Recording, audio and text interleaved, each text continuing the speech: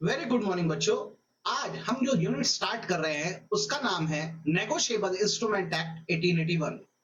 ये बड़ा ही important unit है और इस यूनिट में मैं आपको पूरे बेसिक्स से लेकर डिटेल कंसेप्ट सिखा डालूंगा नेगोशिएबल इंस्ट्रूमेंट एक्ट 1881 के।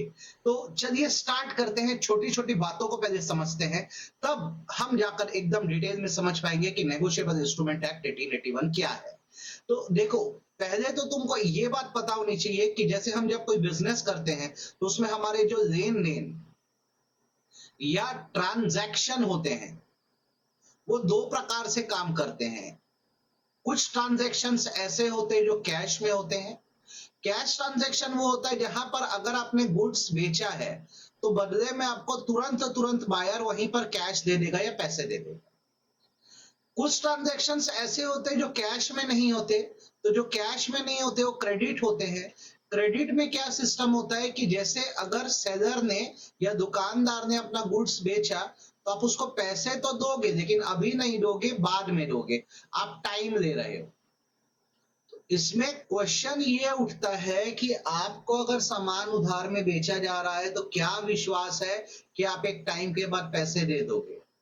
तो अब यहाँ पर क्या किया जाता है, जो सामान बेचने वाला है उधार में आपसे एक लेटर लिखवा देता है, एक पेपर लिखवा देता है जिसमें वो आपकी साइन दे देता है कि आप उसे प्रॉमिस करते हो कि आप इतना पैसा उस टाइम के बाद उसे वापस कर दोगे। से फॉर एग्जांपल मैंने आपको गुड्स बेचा, आपको मोहलत या टाइम दिया कि 1 महीने में मेरा पैसा वापस कर देना। तो आप मुझे ये बात एक पेपर में लिख के दे दो ना कि 1 महीने बाद आप मुझे से 10,000 रुपए वापस कर दोगे। तो अब ये जैसे पेपर मेरे पास रहेगा ना, तो सबूत रहेगा मेरे पास कि आप मुझे पैसा दोगे। ये जो पीस ऑफ पेपर है जो आप मुझे प्रोवाइड कर रहे हो जिससे मैं आपसे पैसे दे पाऊंगा, इस पीस ऑफ पेपर को बेटा इंस्ट्रूमेंट बोलते हैं। इंस्ट्रूमेंट हमेशा ध्यान रखो, एक पीस ऑफ पेपर होता है, ये जिसके पास होगा उसके पास पैसे क्लेम करने का राइट होता है। ठीक है। तो अब मैं आपको पढ़ा क्या रहा हूं, आप थोड़ा ध्यान से देखो। मैं आपको पढ़ा रहा हूं नेगोशिएबल इंस्ट्रूमेंट एक्ट। तो आपको इसमें सबसे पहले तो इस इंस्ट्रूमेंट वर्ड का मतलब पता होना चाहिए। इंस्ट्रूमेंट क्या है? एक पीस ऑफ पेपर है। ये पेपर जिसके पास होता है उसको पैसा रिसीव करने का राइट है। आज ये पेपर मेरे पास है तो ये राइट मेरे पास है, और अगर ये पीस ऑफ पेपर आपके पास है तो ये राइट आपके पास आ जाएगा। ठीक। तो जैसे कि हम वापस अपने एग्जांपल पे चलते हैं, मैंने आपको बोला कि आप मुझे पैसे 1 मंथ बाद वापस करो। अब 1 महीना एक बहुत लंबा समय होता है। मुझे अभी तो पैसा आप दे नहीं रहे हो, 1 महीने बाद दोगे आप बोलते हो। तो अब मुझे अगर एकदम रेडी अभी तुरंत पैसों की जरूरत पड़ गई, इमरजेंसी हो गई, तो क्या होगा? तो इसमें ऑप्शन दिया जाता है कि जैसे अभी ये पेपर मेरे पास है, मुझे पैसों की जरूरत पड़ी तो ये पेपर मैं किसी और को बेच सकता हूं या ट्रांसफर कर सकता हूं। वो पर्सन मुझे अभी पैसा दे देगा और बाद में तुमसे पैसा क्लेम करने वो पर्सन आएगा। ठीक है। तो सपोज करो मेरा नाम जमशेद है, आपका नाम आकाश है। मैंने आपको क्रेडिट में सामान बेचा, आपने मुझे लिख के दिया कि सर हम आपका पैसा 1 मंथ बाद लौटा देंगे। ठीक है। अब क्या हुआ, मुझे एकदम अभी पैसों की जरूरत पड़ जा रही है तो आप तो मुझे 1 महीने बाद ही दोगे पैसा। तो मैं इस पीस ऑफ पेपर को ना किसी और पर्सन के नाम ट्रांसफर कर सकता हूं, उसे समझा सकता हूं कि इस पेपर पे पैसे 1 महीने बाद मिलने वाले हैं, आप मुझे अभी पैसे दे दो। ठीक है। बाद में आप क्या करना, इस पेपर को दिखा के सामने वाले पर्सन से पैसा क्लेम करते रहना। अब यहाँ सामने तो देखो मेरा नाम लिखा होगा, तो मैं बैक साइड में आपका नाम लिख दूंगा, जिससे आप जाकर क्या कर सकोगे, इस पेपर से पैसा दे पाओगे। तो जब इस पीस ऑफ पेपर में हम ये ट्रांसफर करने का फीचर जोड़ देते हैं तो इस फीचर को हम लोग नेगोशिएबल बोलते हैं। ये जो पर्टिकुलर वर्ड है नेगोशिएबल, ये ट्रांसफर को रिप्रेजेंट करता है। तो अब दोनों वर्ड को अगर आप मिलाओगे ना, तो नेगोशिएबल इंस्ट्रूमेंट क्या है? नेगोशिएबल इंस्ट्रूमेंट एक पीस ऑफ पेपर है जिसे पैसे मिलते हैं और ये एक पर्सन से दूसरे पर्सन को ट्रांसफर होता है। हमारे इंडिया में नेगोशिएबल इंस्ट्रूमेंट का यूज बहुत समय से हो रहा है और इसको लेकर जो लॉ हमारे देश में है नेगोशिएबल इंस्ट्रूमेंट को, उसका नाम है नेगोशिएबल इंस्ट्रूमेंट एक्ट 1881। ये हमारे देश में एप्लीकेबल या लागू हुआ था 1 मार्च 1882 से। सर लॉ का नाम 1881 है तो ये अप्लाई क्यों हुआ बाद में? तो देखो जब कोई एक्ट बनता है ना तो एक्ट रिटर्न लॉ होता है, वो जैसे जिस साल बना जरूरी नहीं उसी साल से लगे, गवर्नमेंट डेट डिसाइड करके उसको अप्लाई कराती है। तो जैसे ये लॉ था ना, नेगोशिएबल इंस्ट्रूमेंट एक्ट 1881, ये अप्लाई हुआ है देश में 1 मार्च 1882 से। और जब ये लॉ बना ना नेगोशिएबल इंस्ट्रूमेंट एक्ट 1881, तो इसमें डिफाइन किया गया और बताया गया कि नेगोशिएबल इंस्ट्रूमेंट 3 तरह के होते हैं, जिसमें एक का नाम होता है प्रोमिसरी नोट, अभी सबका मतलब मैं समझाऊंगा, ठीक है। दूसरे का नाम होता है बिल ऑफ एक्सचेंज और तीसरे का नाम होता है चेक। 3 तरह के क्या होते हैं, नेगोशिएबल इंस्ट्रूमेंट होते हैं, ठीक, ध्यान रखो। कितने तरह के नेगोशिएबल इंस्ट्रूमेंट हमको पढ़ने होते हैं? 3। एक का नाम क्या है, प्रोमिसरी नोट, दूसरे का नाम क्या है, बिल ऑफ एक्सचेंज, और तीसरे का नाम क्या है, चेक। 3 तरह के हमारे क्या होते हैं, नेगोशिएबल इंस्ट्रूमेंट होते हैं, ठीक। अब ये लॉ बना तो 1881 में था, लेकिन इसमें ना टाइम टाइम पे अमेंडमेंट्स आए हैं। तो आपको ये बात याद होनी चाहिए कि लॉज में चेंजेस आते हैं। जैसे नेगोशिएबल इंस्ट्रूमेंट में जो अमेंडमेंट आया था 2002 में आया था, जिसे बोलते हैं negotiable instrument amendment and miscellaneous provision act 2002। Amendment मतलब चेंज, मिसलेनियस मतलब अदर, प्रोविजन मतलब रूल्स, इसमें नए रूल्स जोड़ेगा 2002 में। फिर इसमें चेंज आया नेगोशिएबल इंस्ट्रूमेंट अमेंडमेंट एक्ट 2015 में। फिर अगला चेंज आया नेगोशिएबल इंस्ट्रूमेंट अमेंडमेंट एक्ट 2018 में। तो अब ध्यान रखिएगा चेंज 3 बार आए हैं, 2002 में, 2015 में और 2018 में। तो ये तो बेसिकली इसका एक लीगल फ्रेमवर्क हो गया। मुझे लगता है आपको कुछ बातें तो समझ आ गई है कि जब मैं क्रेडिट ट्रांजैक्शन या उधारी में काम करता हूँ तो इंस्ट्रूमेंट बनाया जाता है जो पीस ऑफ पेपर है जिससे मुझे पैसे मिलते हैं। अब ये पीस ऑफ पेपर बिल्कुल एक पर्सन से दूसरे पर्सन को क्या हो सकता है, ट्रांसफर हो सकता है, इसे बोला जाता है नेगोशिएबल। तो नेगोशिएबल इंस्ट्रूमेंट का मतलब मैंने क्या बताया, तो negotiable instrument is an instrument which is freely transferable from one person to another person। ऐसा इंस्ट्रूमेंट जो बिल्कुल एक पर्सन से दूसरे पर्सन को ट्रांसफर होता है, ट्रांसफर मतलब दिया जा सकता है, उसे हम लोग नेगोशिएबल इंस्ट्रूमेंट बोलते हैं। अब नीचे की देखो, ये 2 लाइन को बड़े अच्छे से देख लो। एक है मियर डिलीवरी और दूसरा है एंडोर्समेंट एंड डिलीवरी। चलो इसका मतलब तुमको सिखाता हूं। जैसे मैंने तुम्हें एक पीस ऑफ पेपर बना के दिया, देखो मेरी तरफ, मैंने एक पीस ऑफ पेपर बना के दिया, यहाँ पे मैंने अमाउंट लिख दिया है इतना रुपए, पर तुम्हारा नाम नहीं लिखा है। तुमने बोला हमारा नाम मत लिखो, हमको लगे तो हम खुद नाम लिख देंगे, नहीं तो हम ले जाके किसी और को दे देंगे, वो अपना नाम लिख देगा। तो जैसे मैंने आपको पीस ऑफ पेपर दिया जिसमें मैंने किसी का नाम ही नहीं लिखा है, ठीक है, मतलब आपका भी नाम नहीं लिखा है, आपके पास ये पेपर है तो आप अपना नाम रख दो, और आपको अगर ये किसी और को देना है तो जाओ सिर्फ डिलीवरी कर दो। नियर मतलब ओनली, ले जाओ पकड़ा दो, उससे पैसे दे दो, अपना नाम लिख देगा और मुझसे आगे पैसे दे देगा। सिमिलरली जब मैं बोलता हूँ एंडोर्समेंट एंड डिलीवरी, तो पता है इसमें क्या होता है, इसमें जो पीस ऑफ पेपर है ना, इसमें आपका नाम लिखा हुआ है, जैसे पे टू एक्स। तो अब क्योंकि आपका नाम लिखा हुआ है और अब आप आगे इसको किसी को ट्रांसफर करना चाहोगे ना, तो यहाँ तो आपका नाम है, तो मैं तो आप ही का नाम को देख के पैसा दूंगा। अब आपको इसको किसी को ट्रांसफर करना है तो इसका जो पेपर का बैक साइड होगा ना, पीछे वाला साइड, इस बैक साइड में आप सामने वाले का बराबर नाम लिखोगे, अपनी साइन करोगे और बोलोगे कि मैंने अब तुमको ये ट्रांसफर किया है और डिलीवर किया है। इसे बोलते हैं एंडोर्समेंट एंड डिलीवरी। वापस समझो, नेगोशिएबल इंस्ट्रूमेंट वो इंस्ट्रूमेंट है जो एक पर्सन से दूसरे पर्सन को ट्रांसफर होता है। अगर किसी का भी नाम उस पर नहीं लिखा है तो ऐसे ही ले जाओ और हैंड डिलीवरी कर दो, पकड़ा के आ जाओ। और यदि नाम लिखा हुआ है ना, तो फिर आपको बैक साइड में जिसको दे रहे हो उसका नाम लिखना होगा, फिर उसको डिलीवर करना होगा। इसे बोलते हैं इंडोर्समेंट एंड डिलीवरी। ठीक, एम आई क्लियर? मैं मान के चलता हूँ ये क्लियर। ठीक, अब एक दो बेसिक टर्म देता हूं, वो थोड़ा सा अच्छे से समझ लो। जैसे कोई नेगोशिएबल इंस्ट्रूमेंट जैसे बनता है, इधर देखना मेरी तरफ, नेगोशिएबल इंस्ट्रूमेंट जैसे कोई बनता है, उस पे आप जब किसी का नाम लिख देते हो, जैसे आपने लिख दिया पे टू मिस्टर एक्स, तो अब आप यहाँ पे सोचो, लॉजिक लगाओ, पैसे किसको मिलने चाहिए, मिस्टर एक्स को। तो मिस्टर एक्स को यहाँ पे हम लोग बोलते हैं होल्डर। ध्यान रखना, होल्डर वो पर्सन होता है जिसका नाम ओरिजिनली किसी नेगोशिएबल इंस्ट्रूमेंट में लिखा जाता है। ठीक, अब मिस्टर एक्स चाहे तो इसको कितनी बार भी किसी और के नाम ट्रांसफर कर सकता है। तो जैसे मिस्टर एक्स ने क्या किया, इस इंस्ट्रूमेंट को किसी और के नाम ट्रांसफर कर दिया, ठीक है।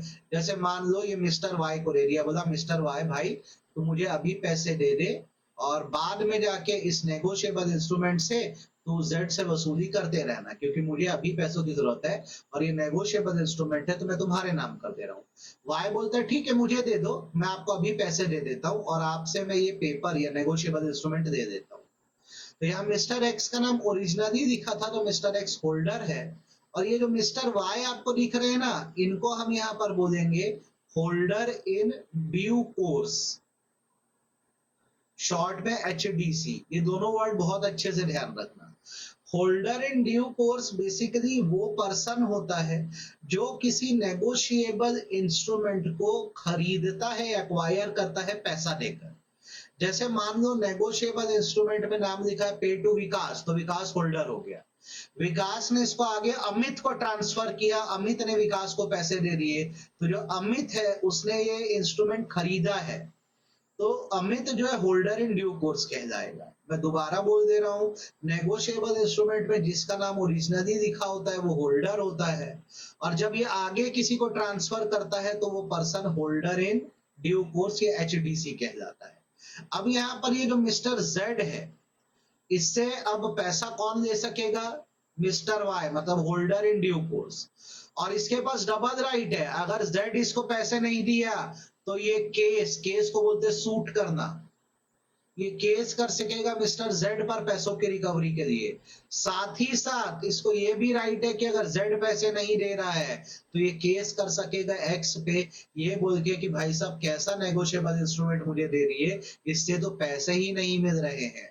तो याद रखना जब कोई होल्डर इन ड्यू कोर्स होता है तो उसको डबल अधिकार होता है कि वो जिससे पैसा लेने वाला है उस पर भी केस कर सकता है, और जिससे उसे ये इंस्ट्रूमेंट मिला था वो उस पर भी केस कर सकता है। आई थिंक यहां तक आपको क्लियर है। अब आते हैं, कोई भी नेगोशिएबल इंस्ट्रूमेंट आप बनाते हो तो उसके एसेंशियल फीचर क्या है।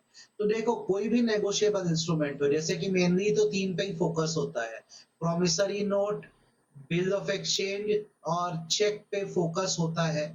तो सबसे जरूरी है कि ये जो नेगोशिएबल इंस्ट्रूमेंट हम बना रहे हैं ये राइटिंग में होना चाहिए। जब तक आप राइट नहीं करोगे, लिखोगे नहीं, क्या एविडेंस है कि आपको पैसा लेना है या देना है।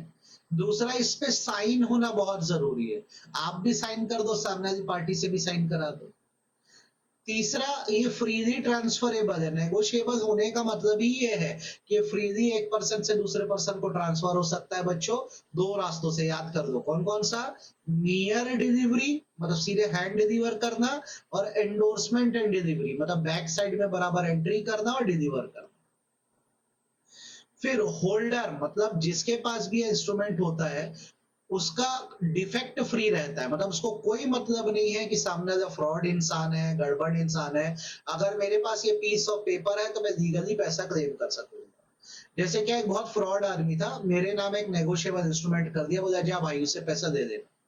तो अब सामने वाला फ्रॉड है, उससे मुझे कोई मतलब नहीं होना चाहिए। अगर मैंने उसको पैसा देकर इंस्ट्रूमेंट दिया है तो मैं तो इस इंस्ट्रूमेंट का पूरा पैसा वसूलूंगा।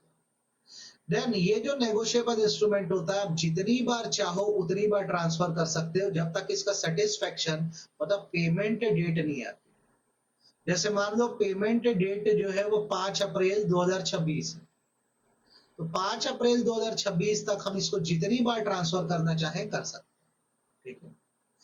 देन नेगोशिएबल इंस्ट्रूमेंट का एक बड़ा ही इंपॉर्टेंट फीचर है कि ये अनकंडीशनल होना चाहिए। देखो कभी भी याद रखना, उधार देने वाला अपनी शर्तें नहीं लगा सकता।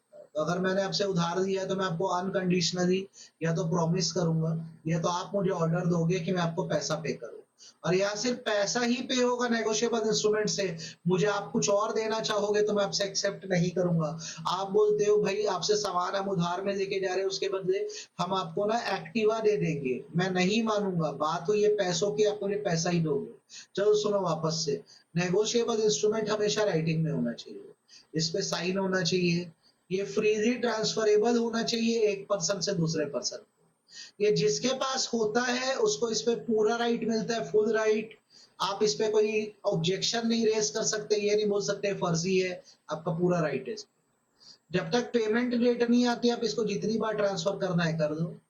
हमेशा ये अनकंडीशनल होता है, इसका शर्तें नहीं होती, और इसमें मनी पे होता है।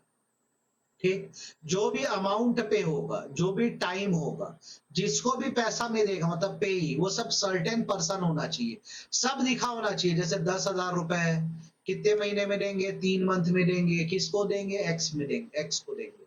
कोई भी बात मिस नहीं होनी चाहिए, सब लिखा होना चाहिए।